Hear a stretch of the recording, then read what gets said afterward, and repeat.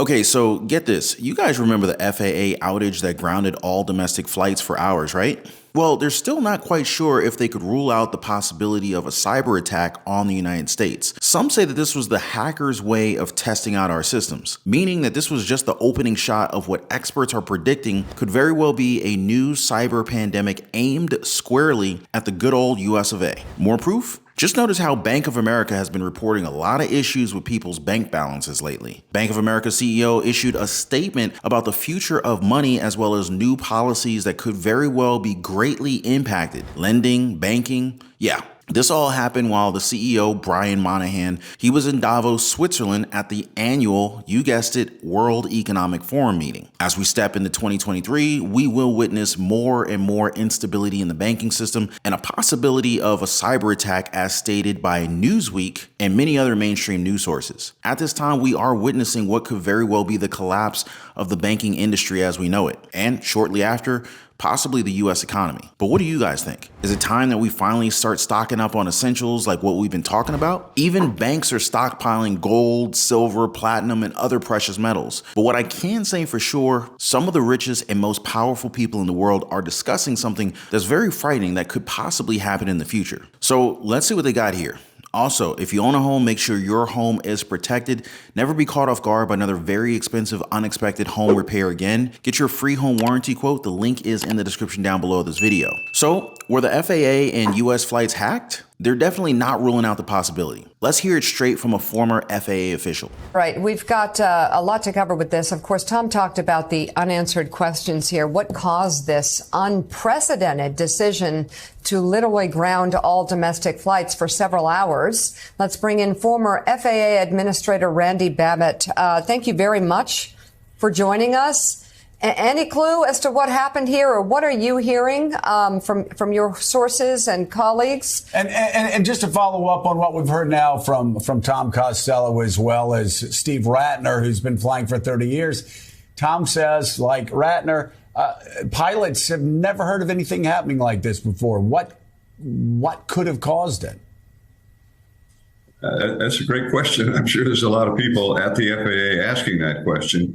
I don't know whether it was a simple mechanical failure, something, in the computer, internal workings, a software problem, hacking. I wouldn't rule anything out at this point, but it's an incredibly important system because every flight to every airport, the pilots have to know if there's anything that's not operating up to standards at that airport, and they get a notice to the airman that perhaps, one runway, the electronic approach system isn't working properly. Well, they have to know that. They have to plan their fuel loads and things like that to compensate.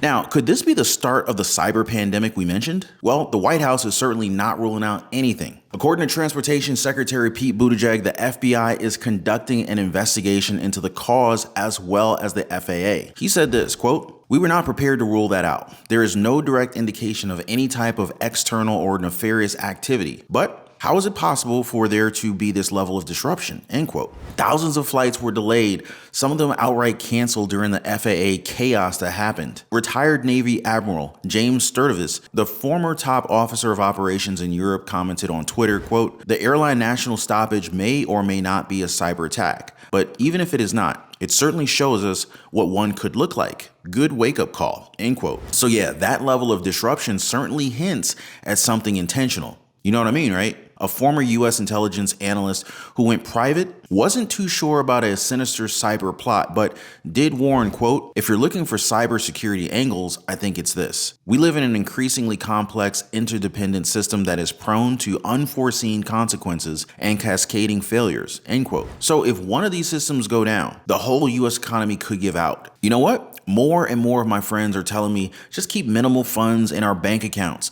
just enough to cover your monthly bills. We're hearing more and more about the inner workings of the World Economic Forum, and it's just not good. Just keep safe out there, guys. And make sure you're always updated on the latest news. Make sure you keep the subscribe button turned on as well as your notification bell. Y'all know what I'm saying? Now, according to White House Press Secretary Karine Jean-Pierre, quote, "There is no evidence of a cyber attack at this point," end quote. But this just begs the question, would officials know it if it were? And would they disclose it to the public? Yeah, you see where I'm going with this, right? Just take a look back in 2015. It took the FAA 2 months, mind you, 2 months, to disclose that hackers had planted malware in one of its computer networks. What mainstream media didn't tell you, on the same day that the FAA crashed, hackers posted more than 120 records stolen from the San Francisco Bay Area Transit Systems Police Department. Took down the websites of 8 major Danish banks, including the central bank, and broke into military and government agencies in several Southeast Asian and European countries. They also hijacked the cloud computing platforms of Microsoft and Salesforce, making off with millions of dollars worth of untraceable cryptocurrency. This was just on January 11th. Every day of the year, hackers unleash a stream of major attacks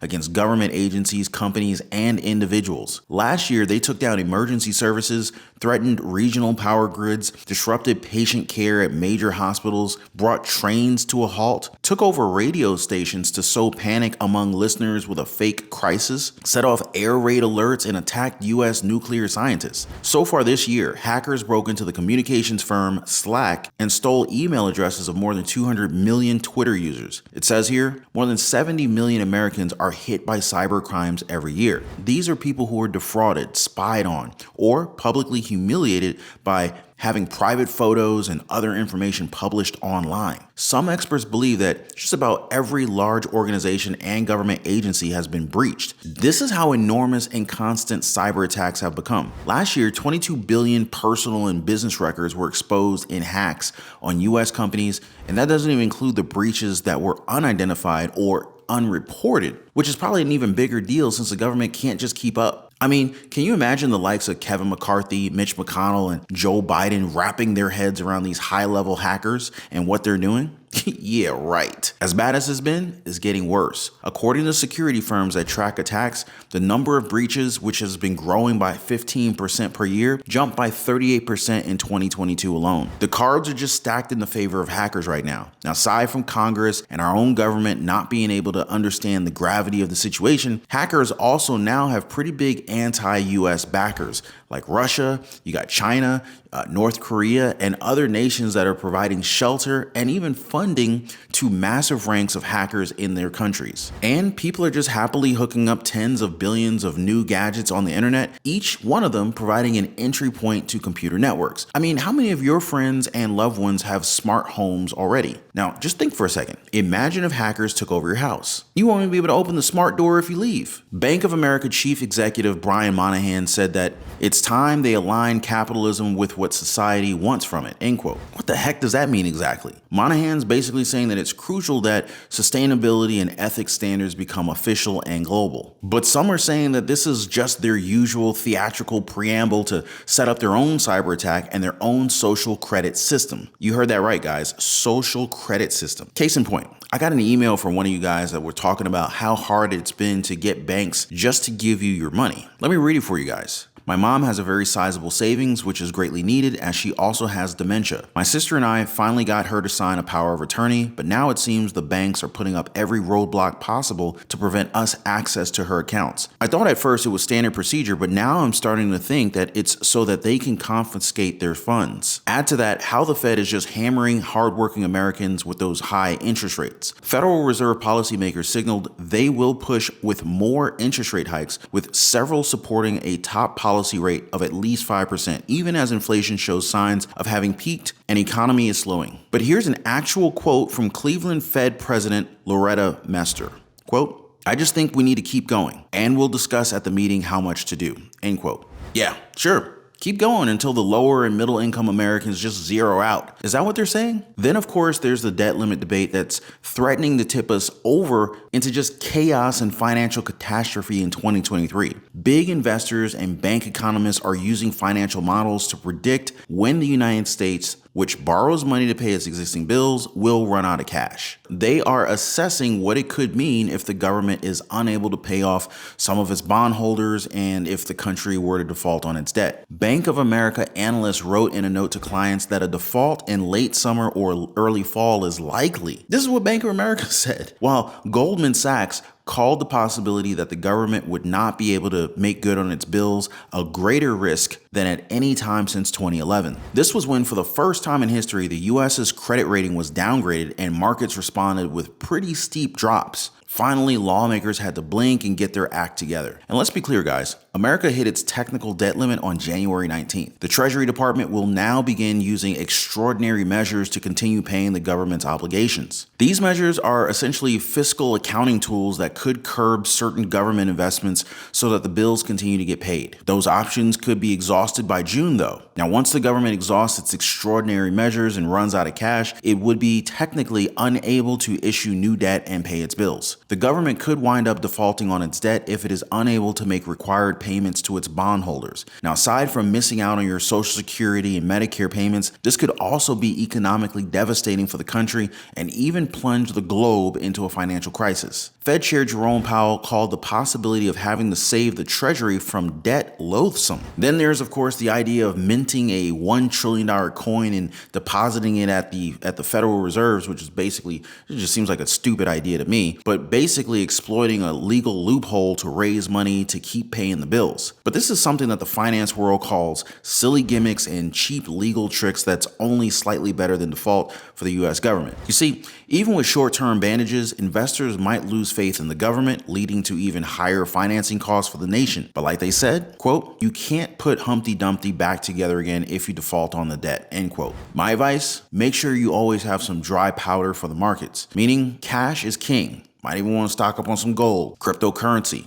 Now, aside from investing in the stock market and real estate with physical hard assets, we should all definitely be working on creating multiple streams of income and increasing our cash flow. Be it side hustles like Uber Eats, DoorDash, Lyft, drop shipping, Amazon FBA, small businesses. I mean, whatever your favorite way of generating income is, you might want to focus on that. And hey, our comment section is wide open for you guys if you want to learn more about this or any other money-making news and ideas. Definitely a must-watch for the future videos, guys. Always make sure you're subscribed to the channel. And if you want to learn more about side hustles and starting a small business, feel free to hit the Patreon link in the description down below and join us over in the Patreon community. But for now, hope you guys got all of the information from today's big money update and daily news report, the threat of a cyber pandemic, possibility of the United States, US economy defaulting and collapsing, and of course the debt ceiling default that makes us want to stash some cash, maybe even pick up some gold. Don't forget to get your free home warranty quote. The link is in the description down below this video, guys. Big thanks for always tuning in, and even bigger thanks for hitting the like button. Lots more exciting updates in the next one. Y'all be safe.